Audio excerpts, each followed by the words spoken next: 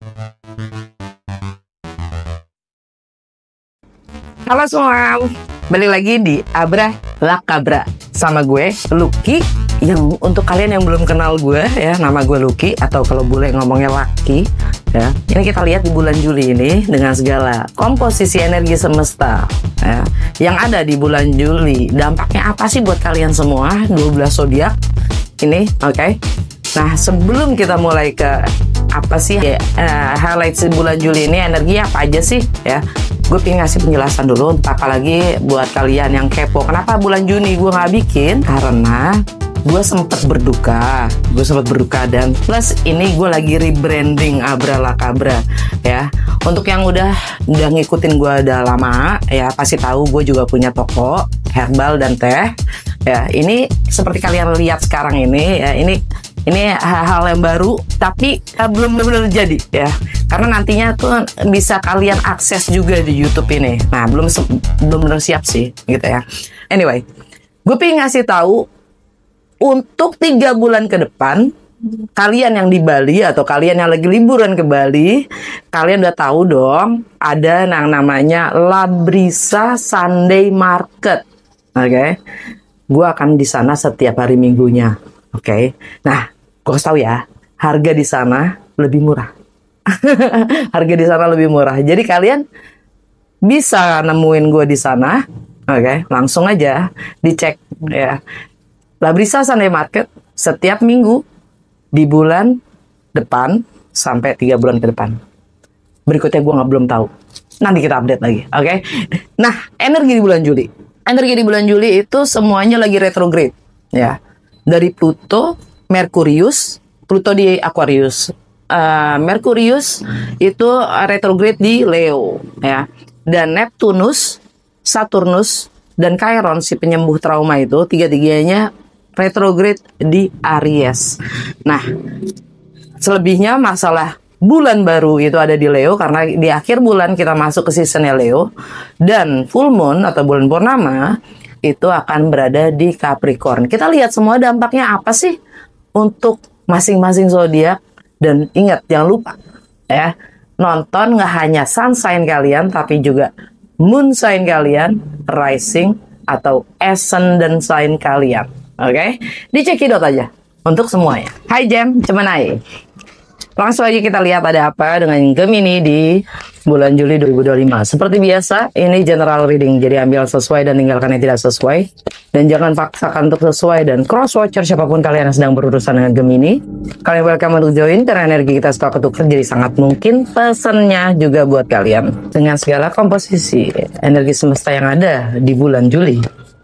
Dampak apa yang Gemini perlu ketahui? Eight of Swords, Justice, fondasi, Eight of Wands yang sudah lewat, Ten of Wands. Fokus kalian, Hermit. Yang akan datang, Six of Pentacles. Alam bawah sadar kalian, Nine of Pentacles. Jadi di bulan Juli ini kalian dapat Eight of Swords. Kebalik ya. Dan itu keren.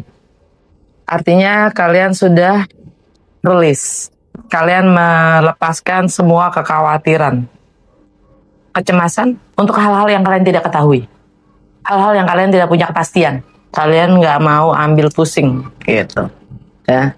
Secara Gemini kan biasanya overthinking ya, ya kan. Nah, ini kalian di bulan Juli ini nggak terlalu overthinking ya. Kalian sudah cukup bisa berdamai dengan ketidakpastian atau ketidaktahuan. Ini energi Gemini itu sendiri. Dan di Gemini itu ada Uranus dan Venus ya. Di bulan Juli ini Uranus bakalan stay di Gemini sampai lama, 6 tahun. It's a good thing kalau posisinya kayak gini ya. Anyway, dampaknya untuk Gemini dengan Uranus di Gemini ya, kalian akan apa sih namanya, keunikan dari diri kalian tuh kalian akan punya lebih kepercayaan diri ya. Kalian udah nggak terlalu peduli dengan apa kata orang, penilaian orang ya. Kalian akan lebih punya kepercayaan diri untuk melakukan apapun yang kalian memang yakini gitu. Oke? Karena Uranus itu energinya adalah karakter atau keunikan diri kita. citra diri yang kita bangun, ya. Kita ingin dikenal seperti apa, reputasi yang kayak gimana sih yang kita ingin ungkapkan, ya. Itu kalian akan lebih solid di situ. Tapi prosesnya itu 6 tahun ya. Jadi kalian udah nggak mau lagi denger, atau bukan yang nggak mau lagi denger, kalian udah nggak terlalu mengkhawatirkan atau mencemaskan tentang apa yang kata orang atau bagaimana orang akan menilai, gitulah. Dengan energi Uranus di situ, dengan energi Venus di Gemini, you going to love yourself even more, gitu. Tuh maksudnya kalian akan lebih bisa menghargai diri kalian sendiri. Kalian akan lebih respect pada diri kalian sendiri, sehingga itu membangun kepercayaan diri kalian dan keyakinan pada diri kalian sendiri, dan itu keren. Setelah justice, challenge-nya adalah justice, kebalik. Ada ketidakadilan, ada ketidakseimbangan, ada nggak fair, gitu kan? Jadi itu bisa jadi challenge, tapi itu juga bisa jadi trigger. Trigger itu yang memotivasi kalian untuk menjadi makin, atau untuk bertekad menjadi siapapun diri kalian. Dengan adanya ketidakadilan, ketidakseimbangan, nggak fair ya, itu kalau kita, itu ini kan masalah mindset ya, masalah persepsi ya. Kita buat challenge itu bisa bikin kita down, bikin kita, atau bahkan malah memotivasi kita untuk menjadi yang lebih, kan gitu ya. Karena ketidakadilan yang ada, kalian akan berbuat apa? Kalian akan bertindak bagaimana? Ini energi Libra. Nah, ini energi Libra. Bicara tentang Libra untuk Gemini itu ini tentang apa namanya, perbedaan budaya ya. Jadi pemahaman kalian terhadap perbedaan gitu loh. Bagaimana kalian menghadapi perbedaan, entah itu perbedaan budaya, agama, latar belakang, filosofi, hukum, ya. Kalian akan menyaksikan gitu, kalian akan menyaksikan ketidakadilan gitu, ketidakadilan. Ada ketimpangan di situ. Ini juga tentang travel atau segala hal yang sifatnya berjarak, entah itu geografis ya, bisa juga dibilang travel. Challenge-nya adalah travel. Jadi ini challenge-nya kalian. Oke.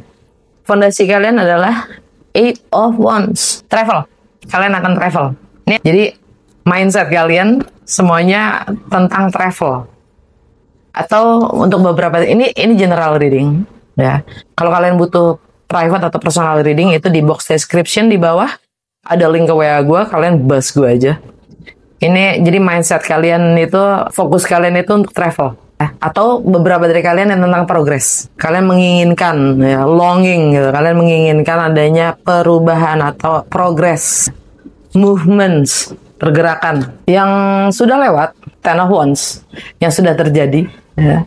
Ini mungkin adanya pindah, ada yang relokasi, entah itu kerjaan, ya.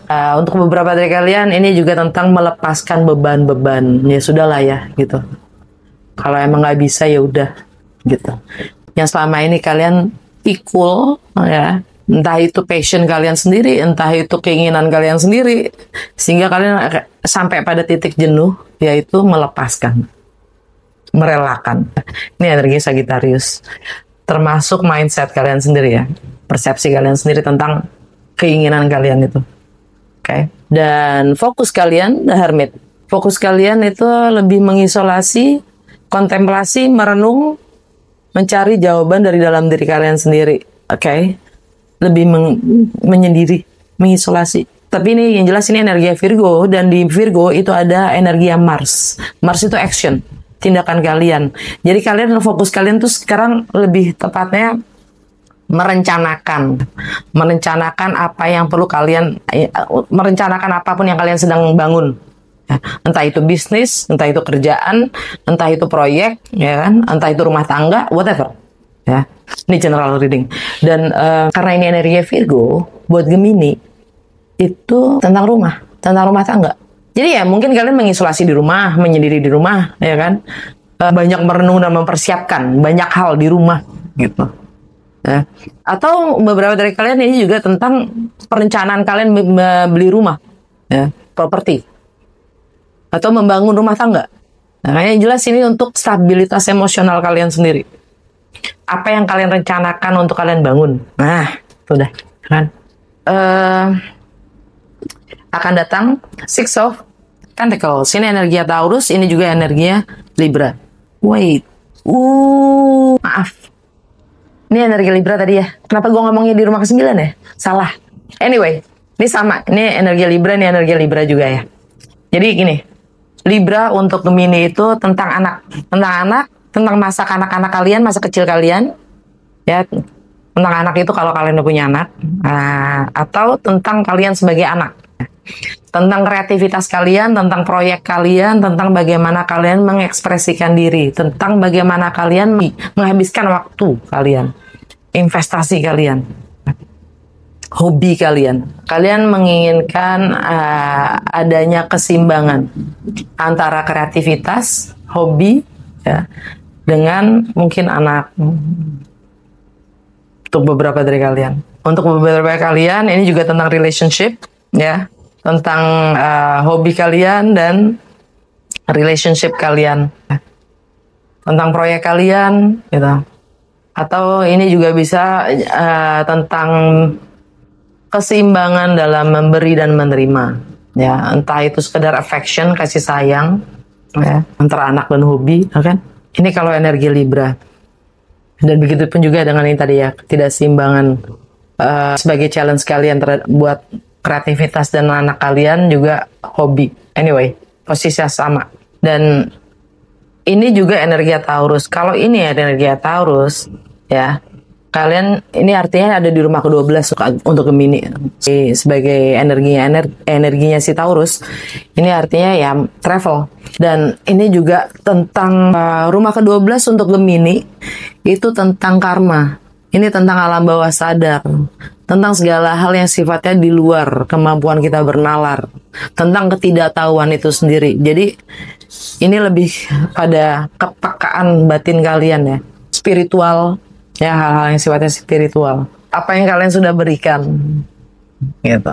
Kalau selama ini kalian sudah memberi, kalau kalian selama ini sudah memberi, apakah yang sudah kalian terima?